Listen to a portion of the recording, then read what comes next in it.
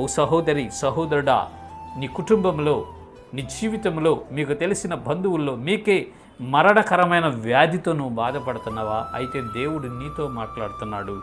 భయపడవద్దు, భయపడవద్దు, భయపడవద్దు.